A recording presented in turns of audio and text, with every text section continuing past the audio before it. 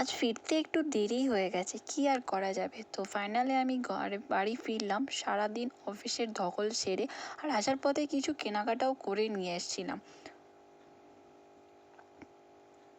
সারাদিনের ধকল আমার মুখ দেখেই তোমরা বুঝতে পারছো। যাই হোক, ড্রেস চেঞ্জিং টাইম, তো আমি ড্রেস চেঞ্জ করে নিলাম।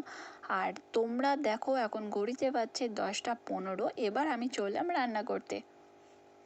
তো আমি এখানে সবজিগুলোকে কেটে নিয়েছি। কড়াইয়ে আমি তেল দিয়ে দিলাম, পাঁচফোড়ন দিয়ে দিলাম এবং আমি একটা তেজপাতা দিয়ে দিলাম।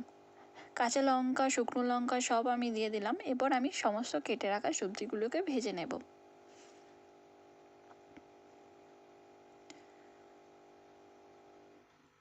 এখানে আজকে দু রকম রান্না হবে। আসলে আমরা আলাদা আলাদাই খেতে পছন্দ করি, মানে সব দিন সব কিছু খেতে পছন্দ লাগে না। তো আমার জন্য হবে চিড়ের পোলাও। তার জন্য আমি চিড়েগুলোকে ভিজিয়ে ভালো করে ধুয়ে ভিজিয়ে একদিকে তুলে রেখেছি।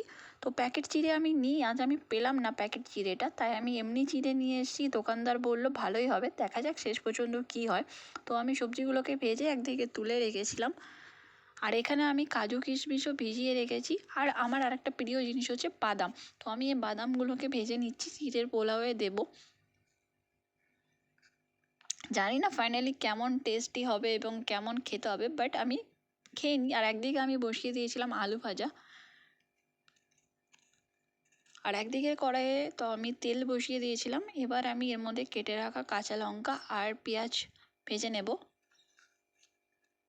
আচ্ছা, তোমরা যারা ধরো সারাদিন অফিস করো, যেসব মহিলারা সারাদিন অফিস করো এবং বাড়ি ফিরে এসে তারা যখন রান্না করো, ধরো আমি যেমন 10টায় ফিরি, রান্না করো, তোমাদের তখন ফিলিংটা কেমন হয়? মানে রান্না করতে বিরক্ত লাগে, না সারাদিনের শেষে রান্না করতে একটা মানে আলাদা লেভেলে এনার্জি অনুভব করো? সেটা কিন্তু আমাকে কমেন্টে জানিও, এবং আমি তোমাদের রিপ্লাই আমি কি ফিল করি সেটাও আমি তোমাদেরকে জানাবো।